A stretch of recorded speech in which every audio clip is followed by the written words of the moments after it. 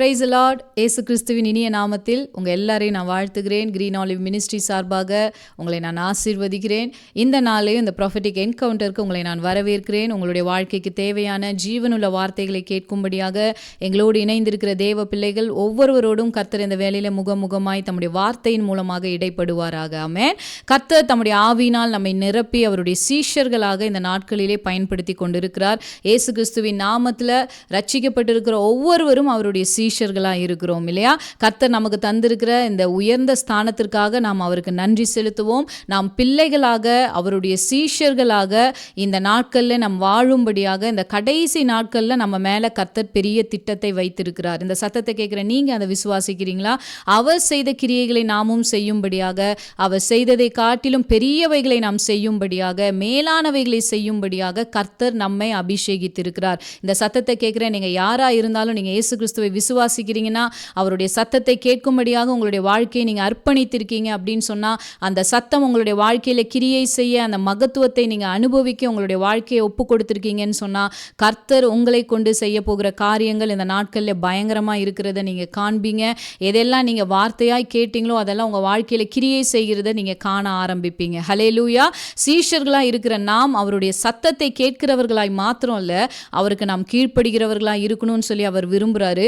அவருக்கு நம்ம கீழ்ப்படியும் பொழுது தான் அவர் நம்மளுடைய வாழ்க்கையில் என்ன திட்டம் வைத்திருக்கிறாரோ அதை நாம் கண்ணால் காணும்படியாக, அநேக ஜனங்களுக்கு நாம் ஆசீர்வாதமாக இருக்கும்படியாக கர்த்தர் நம்மை பயன்படுத்துவார். ஆமென். ஸோ இந்த சத்தத்தை கேட்குற அன்பான தேவனுடைய பிள்ளைகளை, அவருடைய சத்தத்தை கேட்கிறவர்களாய் மாத்திரம் இல்லை, அந்த சத்தத்துக்கு நம்மளை அர்ப்பணிக்கிறவர்களாய் நாம் இருக்கும் பொழுது நாம் பிரயோஜனமற்றவர்களாய் இருக்க முடியாது. நாம் எங்கேயும் ஒளிந்து மறைந்து நம்ம வாழ்க்கையை வாழ முடியாது.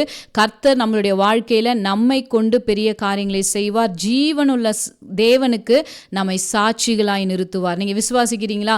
ஜீவனுள்ள தேவனுக்கு நீங்கள் சாட்சிகளாய் இருப்பீங்க. ஹல்லேலூயா. இந்த சத்தத்தை கேட்குற நீங்கள் சாட்சிகளாய் இருப்பீங்க. இன்னைக்கு எந்த சூழ்நிலை வழியாய் நீங்கள் போய் கொண்டிருந்தாலும், எந்த சவால்களை நீங்கள் சந்தித்து கொண்டிருந்தாலும், ஒரு காரியத்தை நன்றாய் நீங்கள் அறிந்து கொள்ளுங்க. அந்த பிரச்சனை, அந்த சவால்கள் உங்களுக்கு நிரந்தரம் அல்ல.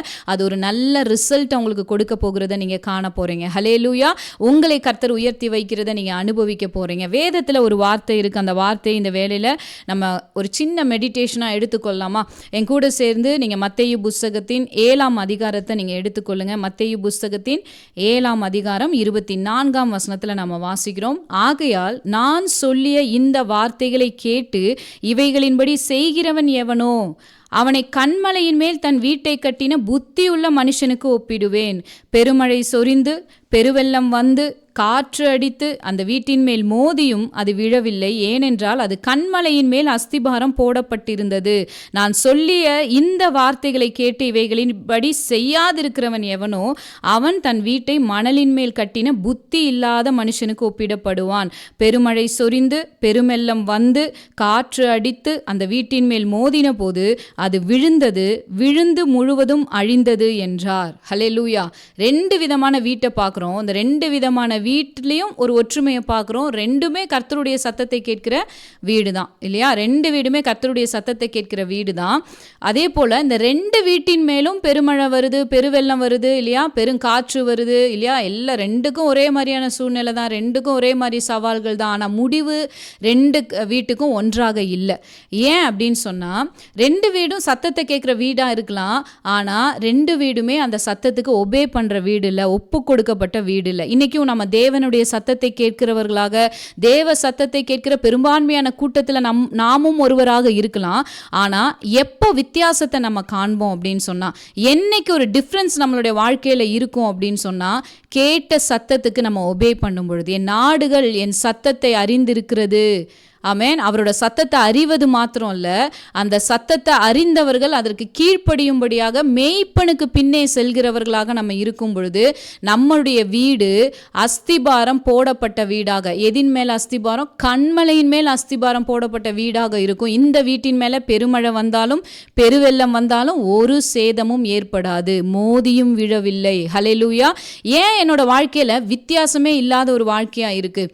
இன்னைக்கு உலக மனுஷனுக்கும் கர்த்தருக்கு ஊழியம் செய்யாதவர்களுக்கும் அவிசுவாசிகளுக்கும் என்னோட வாழ்க்கை ஒப்பிட்டு பார்க்கும்போது அதே போல தான் இருக்குன்னு நம்ம நினைக்கிறோம். அப்படின்னா இன்றைக்கி கர்த்தர் நம்ம இடத்துல எதிர்பார்க்குற காரியம் அவருடைய சத்தத்துக்கு கீழ்ப்படியணும்னு சொல்லி அவர் எதிர்பார்க்குறாரு. இன்றைக்கி இந்த சவுண்டை கேட்குற தேவனுடைய பிள்ளைகள், இன்னைக்கு ஆண்டவருடைய கரத்தில் ஒப்பு கொடுத்து அவர் உங்களோடு பேசுகிற வார்த்தைக்கு உங்களை கீழ்ப்படுத்தி கொள்ள அர்ப்பணிக்க உங்களை விட்டு கொடுக்குறீங்களா? ஹல்லேலூயா.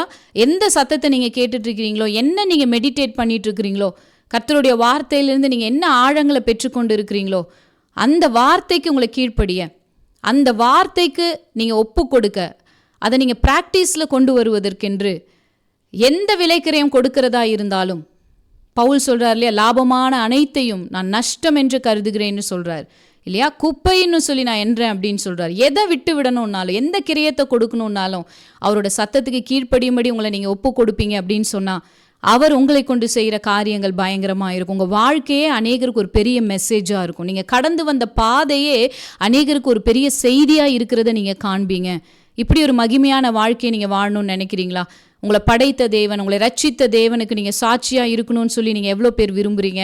அப்படின்னா இந்த நாளிலிருந்து அவருடைய சத்தத்தை கேட்கும்போது அதை அசட்டை செய்யாமல், அந்த 1 மணி நேரம் மாத்திரம் அந்த சத்தத்தை கேட்டு மறந்து விடாமல், இல்லைன்னா இந்த உலகத்தில் இருக்கிற ஏதோ ஒரு தேவைக்காக நீங்கள் அவருடைய சத்தத்தை கேட்கிறவர்களா இல்லாமல், அவரோடு கூட இருக்கிற உறவு, அவரோட சத்தம் உங்கள் வாழ்க்கையில் கிரியை செய்யும்படியாக, ஹல்லேலூயா, உங்கள் வாழ்க்கைக்குள்ள அதை அனுமதிக்கிறீங்களா?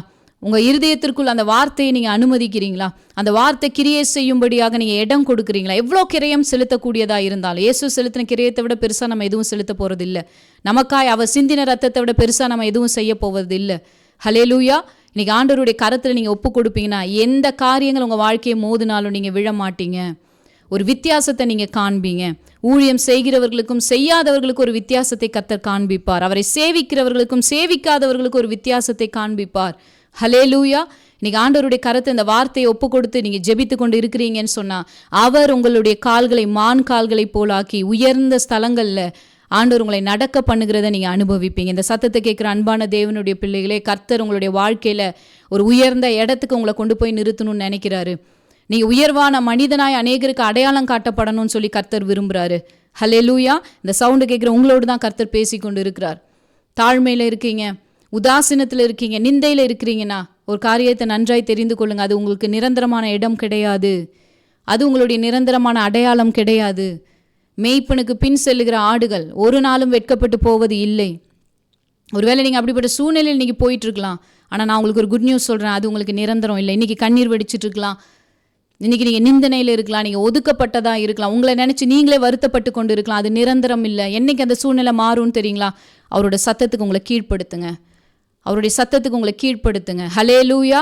நீங்கள் 4 அறைக்குள்ளே அடைக்கப்பட்டிருந்தாலும் உங்கள் விசுவாசம் அடைக்கப்பட முடியாது. உங்கள் ரட்சிப்பு கிரியை செய்யாமல் தடுக்க முடியாது. அந்த 4 செவரு இருக்கிற ஒரு அறைக்குள்ளே நீங்கள் இருந்தாலும் அவருடைய முகத்தை நீங்கள் நோக்கி பார்ப்பீங்கன்னு சொன்னால் உங்களை அடைத்து இருக்கிற அந்த சுவர்களெல்லாம் உடைச்சி நீங்கள் வெளியே வர கர்த்தர் உங்களுக்கு உதவி செய்வார். அது எந்த சிறைச்சாலையின் கதவாக இருந்தாலும் அதுலேருந்து உடைச்சி வெளியே வர கர்த்தர் உங்களுக்கு உதவி செய்வார். விசுவாசிக்கிறீங்களா? ஹல்லேலூயா. உங்கள் நீதியை கர்த்தர் வெட்ட வெளிச்சமாக்குவார். உங்களுக்கு கர்த்தர் உதவி செய்கிறத நீங்கள் காண்பீங்க.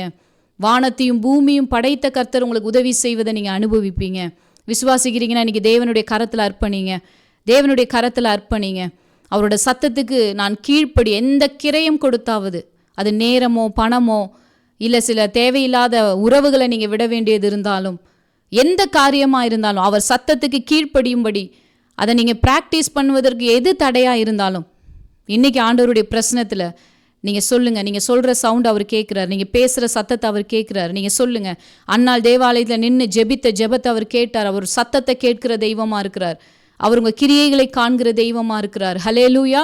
இன்றைக்கி ஆண்டவருடைய கரத்தில் நீங்கள் ஒப்பு கொடுக்கறதுக்கு ஆயத்தமாக இருக்கீங்கன்னு சொன்னால் வாய் திறந்த ஆண்டவரை நோக்கி நீங்கள் சொல்லுங்கள். ஆண்டவரே, உங்கள் சத்தத்துக்கு நான் ஒபே பண்ணுறேன். ஆண்டவரே, என்னை சப்மிட் பண்ணுறேன். நீங்கள் சொல்லின வசனங்களுக்கு என்னை கீழ்ப்படுத்துகிறேன்னு சொல்லி ஒப்பு கொடுக்குறீங்களா? அவர் உங்கள் கால்களை மான் கால்களை போலாக்கி என்னென்ன இடங்களில் நீங்கள் நடக்க முடியாது, தாண்ட முடியாது, இதை மீறி வர முடியாது, இனி முன்னேற முடியாது நீங்கள் நினைக்கிறீங்களோ, கர்த்தர் உங்கள் கால்களை மான் கால்களை போலாக்கி உயர்ந்த ஸ்தலங்களில் உங்களை நடக்க பண்ணுகிற தெய்வமாக இருக்கிறார். ஹல்லேலூயா. அவர் செய்வதை உங்கள் வாழ்க்கையில் அதிசயமாக இருக்கும். அவர் உங்கள் வாழ்க்கையில் செய்வது அதிசயமாக இருக்கும். உன்னத தேவனை நீங்கள் அனுபவிப்பீங்க. உங்களுக்குள் இருக்கிற தேவனை நீங்கள் அனுபவிப்பீங்க. ஜீவ தண்ணீர் உள்ள நீரூற்று, ஹல்லேலூயா, உங்கள் வாழ்க்கையிலேருந்து வெளிப்படுகிறத நீங்கள் அனுபவிப்பீங்க. உங்கள் கண்ணீர் துடைக்கப்படுகிறத நீங்கள் அனுபவிப்பீங்க. நீங்கள் எந்த விஷயத்தை நினச்சி துக்கப்படுறீங்களோ அது உங்களுக்கு பெரிய விஷயமாகவே இல்லாமல் போகிறத நீங்கள் காண்பீங்க. இது எனக்கு ஒரு பெரிய விஷயம் நீங்கள் இன்றைக்கி நினைக்கிறதெல்லாம் தேவனுடைய அபிஷேகம் உங்கள் மேலே வரும்பொழுது அவரோட ஆலோசனையினால் நீங்கள் நடக்க ஆரம்பிக்கும் போது இதெல்லாம் பெரிய விஷயமே இல்லைன்னு சொல்லி நீங்கள் தூக்கி போடுவீங்க. ஹல்லேலூயா. எவ்வளோ பேர் அப்படிப்பட்ட ஒரு மகிமையினால் நிரப்பப்பட இன்னைக்கு விரும்புகிறீங்க அப்படின்னா, அவர் சொல்லிய வார்த்தைகளின்படி நடப்பதற்கு உங்களை அர்ப்பணிங்க. அவர் சொல்லின வார்த்தையின்படி நடப்பதற்கு அர்ப்பணிங்க. ஹல்லேலூயா. அதன்படி உங்களுடைய வாழ்க்கையை அமைத்து கொள்வதற்கு உங்களை நீங்கள் அர்ப்பணிங்க. ஆமென். வேத வார்த்தை சொல்லுது இல்லையா, அவர் நம்முடைய கால்களை மான் கால்களை போல் ஆக்குவார். எந்த சூழ்நிலையில் ஆக்குவார்? அத்திமரம் துளிர் விடலைனாலும், திராட்சை செடி எனக்கு எந்த பலனையும் கொடுக்கலைனாலும், ஆட்டு மந்தையில் நான் ஒன்றுமே பார்க்கலைனாலும், இவ்வளோ வருஷம் நான் ரொம்ப கஷ்டப்பட்டு எந்தெந்த காரியங்கள்லாம் செய்தனோ அதெல்லாம் எனக்கு பலனே கொடுக்காமல் போயிருந்தாலும், நான் கர்த்தருக்குள் மகிழ்ச்சியாக இருப்பேன். என் ரட்சிப்பின் தேவனுக்குள் நான் அவருக்கு கீழ்ப்படிறதுல சந்தோஷமாக இருப்பேன். அவர் சொன்ன வழியில் நடக்க நான் மகிழ்ச்சியாக இருப்பேன்னு ஒப்பு கொடுத்து பாருங்களேன். ஹல்லேலூயா. அவர் உங்கள் கால்களை மான் கால்களை போல் ஆக்குவார். முடியாதுங்க, அத்திமரம் துளிரே விடலைங்க, எனக்கு எந்த பலனும் கிடைக்கல, நான் எப்படிங்க நடப்பேன், நான் எப்படிங்க ஒரு இடத்துக்கு போவேன், எப்படிங்க காரியங்களை செய்வேன்? ஆனால் ஆண்டவர் எதிர்மாறாக சொல்கிறாரு, உங்கள் கால்களை அவர் மான் கால்களை போல் ஆக்குவாராம். ஹல்லேலூயா. எல்லாருக்கும் ஏதாவது பலன் கிடைச்சா தானே அவங்களுக்கு சந்தோஷம் வரும். அப்போ தானே ஒரு மகிழ்ச்சி அவங்களுடைய முகத்தில் இருக்கும், அவங்களுடைய இருதயத்தில் இருக்கும். ஆனால் இங்கே எதிர்மறையாக வாசிக்கிறோம். அத்திமரம் துளிர் விடலைனாலும், திராட்சை செடி எந்த பலனையும் எனக்கு கொடுக்கலினாலும், என் கால் மான் கால் போல இருக்கும்படியா கர்த்தர் என்னை அபிஷேகிக்கிறார்.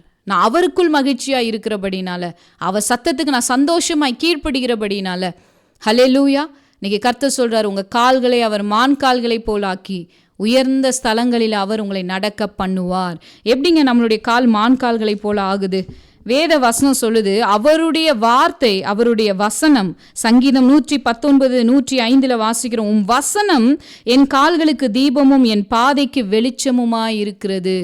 அவருடைய வசனம் என் கால்களுக்கு தீபம்.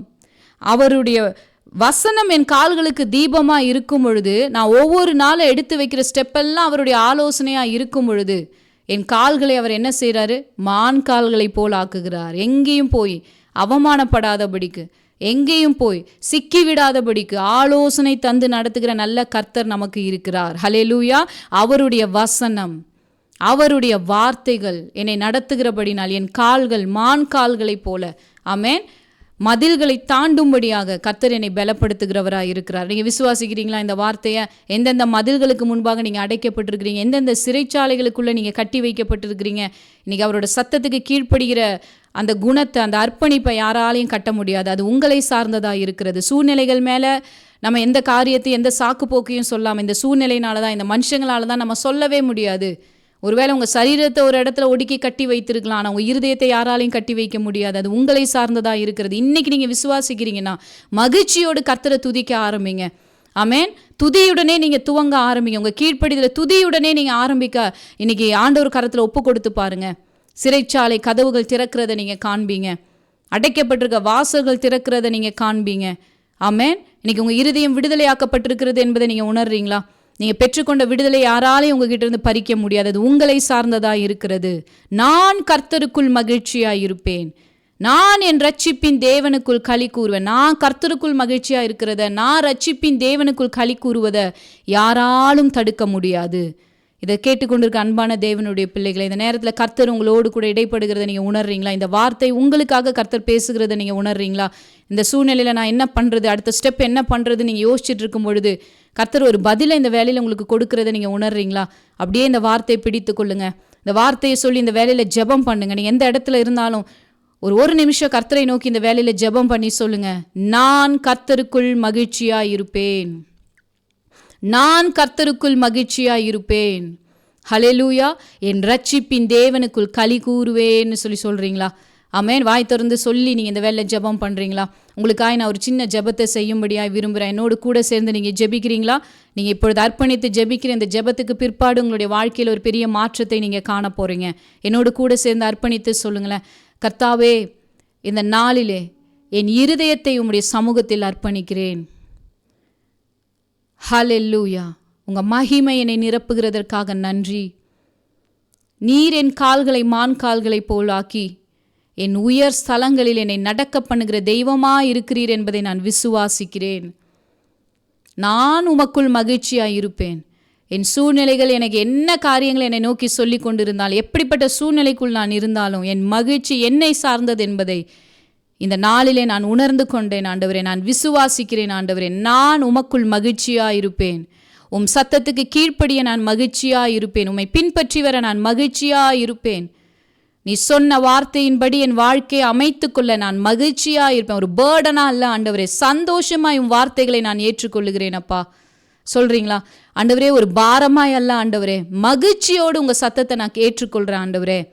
ஒருவன் என்னில் அன்பாக இருக்கிறான்னா அவன் என் கட்டளைகளுக்கு கீழ்ப்படிவான்னு சொல்லி, நான் சொன்னதுக்கு அவன் ஒபே பண்ணுவான்னு சொல்லி இயேசு கிறிஸ்து சொல்கிறாரு. இன்றைக்கி அவரிடத்தில் அன்பாக இருக்கிறீங்கன்னா அந்த அன்பை வெளிப்படுத்தும் விதமாய் மனதார அவரை நோக்கி சொல்லுங்கள், உங்கள் சத்தத்துக்கு சந்தோஷமாய் நான் கீழ்ப்படிவேன் ராஜா, எனக்கு உதவி செய்யும், என்னை பலப்படுத்தும். ஹல்லேலூயா. நான் மதில்களை தாண்ட இன்னைக்கு நீங்கள் என்னை அபிஷேகிப்பதற்காய் நன்றின்னு சொல்லி ஜெபிக்கிறீங்களா? நான் விசுவாசிக்கிறேன், நீங்கள் ஜெபித்து கொண்டு இருக்கிறீங்கன்னு சொல்லி விசுவாசிக்கிறேன். என்னோடு கூட சேர்ந்து ஜெபிக்கிறவங்களை இயேசுவின் நாமத்தில் நான் ஆசீர்வதிக்கிறேன். இயேசுவின் நாமத்தில் உங்களை நான் ஆசீர்வதிக்கிறேன். நீங்கள் இப்பொழுது ஜெபித்த ஜெபத்தின்படியே கர்த்தர் உங்களை விடுதலை ஆக்கி இருக்கிறார். இந்த விடுதலை உங்களுக்குள் எப்போதும் நிலைத்திருப்பதாக.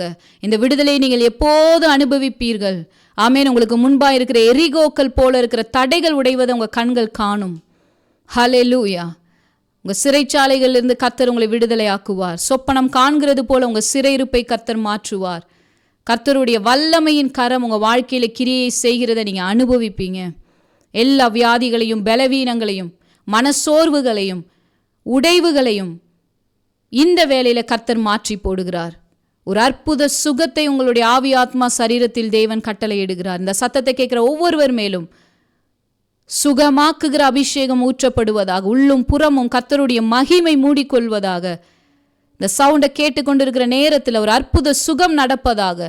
உள்ளான மனுஷனிலும் சரீரத்திலும் மன சோர்வுகளை கர்த்தர் மாற்றி போட்டு, சரீர சோர்வுகளை கர்த்தர் மாற்றி போட்டு, உடைவுகளை நீர் மாற்றி போட்டு ஒரு புது பலனை கர்த்தர் தந்து, காண்டாமிருகத்தின் கொம்பை போல உம்முடைய பிள்ளைகளுடைய கொம்பை இப்பொழுது நீர் உயர்த்துகிறதற்காய் நன்றி. புது எண்ணெயால் நீர் அபிஷேகிப்பதற்காய் நன்றி கர்த்தாவே. நன்றி கர்த்தாவே. எந்த பிரச்சனைகள் அவர்கள் சந்தித்திருந்தாலும் விழாதபடிக்கு நீர் அஸ்திபாரமாய் கண்மலையின் மேல் அஸ்திபாரம் போடப்பட்டவர்களாக நிற்கும்படி நீர் உதவி செய்வதற்காய் நன்றி.